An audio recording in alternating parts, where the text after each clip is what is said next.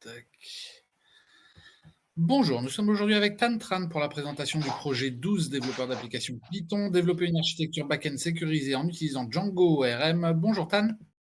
Bonjour. Donc je vous laisse la parole pour la présentation de ce projet et on se retrouve ensuite. D'accord. Donc tout d'abord, nous sommes présents ici pour la présentation du projet, donc développer une architecture back-end sécurisée en utilisant Django ORM. Donc pour ce faire, je vais vous présenter le sommaire. Cette présentation va se faire en 5 temps. Donc, dans un premier temps, je vais vous présenter le projet, le contexte ainsi que les attentes du client. Ensuite, nous allons voir comment se fait le processus du projet, comment est-ce que ça s'effectue et comment on est parvenu à un diagramme entité-relation à partir de ce processus de métier. Ensuite, en troisième lieu, nous allons voir toutes les exigences du projet, parce qu'on a on a eu certains éléments de part et d'autre, et du coup, on les a tous centralisés dans des exigences précises, et on a fait des tests en face. Donc, dans cette partie, donc nous allons voir les différentes exigences, puis les différents tests d'intégration qui ont été faits en face des exigences. Et en troisième lieu, nous allons voir que toutes ces exigences ont bien été testées à travers une matrice de traçabilité. On va voir ça, on va voir ces différents liens dans la matrice de traçabilité. Dans un quatrième temps, nous allons faire une démonstration des différents endpoints qui ont été réalisés, notamment à partir de tests Postman. Et en dernier lieu, ce sera une partie consacrée aux questions et réponses. Donc tout d'abord, je vais vous présenter le projet de manière brève.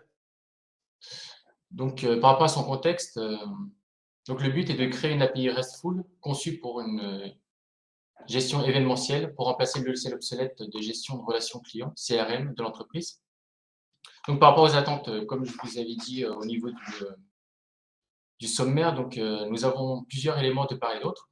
Donc pour centraliser tout ça, donc, nous avons eu donc des exigences fonctionnelles et techniques du CRM, ainsi qu'un tableau de données avec les champs et les structures de données requises dans les CRM. Donc les objectifs finaux ont été de réaliser un diagramme entité-relation et réaliser une application Django avec une base de données PostgreSQL. Donc nous allons passer à la partie diagramme entité-relation. Donc nous avons le diagramme entité-relation à droite et à gauche, nous avons le processus qui a été réalisé durant le projet. Donc, nous allons voir comment a été réalisé donc, le diagramme entité-relation. Donc, par rapport aux entités, nous avons l'entité client qui correspond aux clients potentiels et aux clients existants. Ensuite, nous avons une entité contrat qui sont des contrats qui sont créés par des commerciaux à un moment donné. Ensuite, nous avons l'entité event qui, quand on signe un contrat, une entité event est créée, un objet event est créé. Ensuite, nous avons une entité aussi user qui centralise tous les utilisateurs tous les utilisateurs du projet, c'est-à-dire tous les commerciaux, les supports ainsi que l'équipe de gestion. Donc, pour regarder plus en détail au niveau des entités, donc au niveau de l'entité client, nous avons un champ status qui correspond notamment aux clients potentiels et aux clients existants. C'est à partir des statuts que sont définis la particularité de ces clients. L'entité donc client est reliée à un commercial à partir d'une foreign key. Ensuite, par rapport à l'entité contract, donc l'entité contract est régie notamment par son status, qui signifie la signature du contrat par le commercial.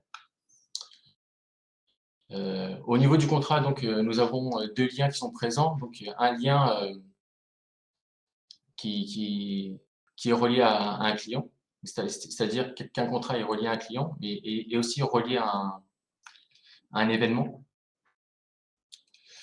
Ensuite, par rapport à l'événement, ce qu'il y a de particulier, c'est son event status qui correspond au statut de l'événement, s'il est terminé ou non.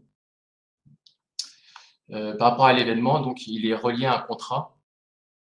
Il a une relation 1-1 avec le contrat et une relation 1 à plusieurs avec les supports. C'est-à-dire qu'un support peut avoir plusieurs événements. Donc voilà pour les diagrammes entité-relation. Maintenant, nous allons passer aux exigences et les tests. Donc par rapport aux exigences, comme je vous avais dit, nous avons eu plusieurs éléments à la main. Du coup, il a fallu faire un petit peu la synthèse de tout ça et j'ai fait cette synthèse au niveau de ces exigences qui sont testables. Donc, nous avons trois gros groupes d'exigences, on va dire, c'est-à-dire tout ce qui est permission, tout ce qui est particularité du process et tout ce qui est filtre. Donc, nous pouvons retrouver toutes ces spécifications au niveau des différents documents. Donc, on ne va pas trop détailler. Si possible, après la soutenance, on pourra débriefer par rapport à ça. Ensuite, par rapport aux tests qui ont été effectués, donc j'ai créé deux groupes de tests, des tests concernant la permission et un test qui permet de parcourir les différentes particularités du process et qui permet de les tester. Donc la stratégie qui a été réalisée au niveau des permissions, c'est d'essayer des opérations CRUD par rapport à chaque utilisateur des endpoints, l'utilisateur de l'API, c'est-à-dire les clients, pas les clients, l'équipe de gestion, l'équipe commerciale et l'équipe de support. Et du coup, les résultats attendus sont ceux indiqués au niveau de la spécification. Par rapport au dernier test, donc, ce sont différentes actions qui ont été réalisées afin de simuler les actions que pourrait réaliser un utilisateur. Du coup, là, par exemple, on connecte le commercial, un commercial, on crée un client, on crée un contact avec le commercial et on voit qu'on ne peut pas le créer pour l'instant. Là, c'est les résultats attendus. Donc, on voit qu'on peut pas le créer parce qu'il faut passer son statut à client existant. Du coup, on passe son statut, on recrée contrat, on voit que le contrat est créé. Donc voilà, tout ce test-là parcourt à peu près tous les spécificités de ce qu'il y a dans le process pour pouvoir tester, pour pouvoir voir que notre API fonctionne correctement. Donc là, nous avons une matrice de traçabilité, donc les spécifications que j'ai indiquées tout à l'heure, ainsi que les tests. Donc on peut voir que chaque test est relié à une spécification. Il y a juste les spécifications par rapport au filtre. Ceux-ci ont été réalisés de manière manuelle. Du coup, je n'ai pas de tests Postman par rapport à ça. Donc maintenant, on va pouvoir passer à la démonstration. Je vais vous ouvrir Postman.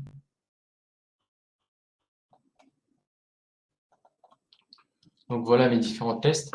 Du coup, comme indiqué tout à l'heure, j'ai des tests par rapport à la permission et un test par rapport aux contraintes spécifiques du process.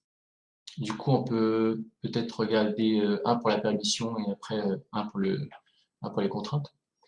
Du coup, pour la permission, par rapport à l'équipe management, donc l'équipe management, pour notre part, a le droit de faire tout ce qu'il veut au niveau du process. Du coup, là, on crée un client avec un commercial. On connecte l'admin, enfin l'admin, la personne qui fait partie de la gestion. Et puis, on on regarde si on peut créer un client, on peut récupérer la liste, on peut mettre à jour et on peut supprimer. Donc à partir de ça, on peut lancer. Déjà, je vais activer le serveur.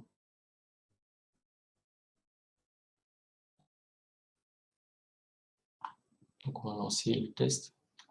Et on voit que tout fonctionne correctement. Donc pour chaque requête, donc il y a effectivement un check qui a été fait pour savoir si c'est correct. Du coup, pour le dernier test, donc là, il est un peu plus complexe. Donc, il y a une initialisation qui a été faite pour déjà créer les différents clients et les différents contrats et les événements. Non, non, ça c'est le clic.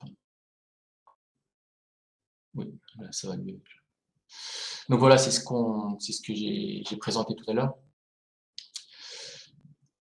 Donc là, nous connectons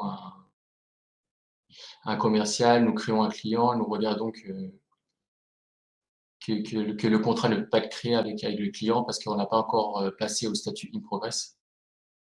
Donc c'est à partir de là, par exemple, qu'on le dit. C'est là que je passe le statut et que je vois que finalement il est créé à ce niveau-là lorsque je le recrée. Du coup, voilà, les différents contrats ont été testés. Après, on va pouvoir voir plus en détail si vous le souhaitez juste après la présentation. Mais voilà comment a été articulé nos différents tests. Du coup, là, si on lance le tout,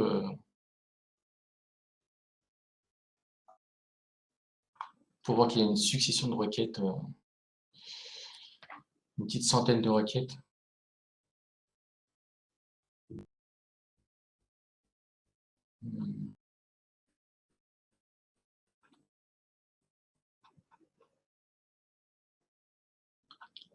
Donc voilà, 171. Donc là, il n'y a pas de check parce que, comme on l'a dit, au niveau des filtres, ce sont des textes qu'on a fait de manière manuelle. Du coup, c'est normal qu'il n'y ait rien, qu'il n'y ait pas de check ici.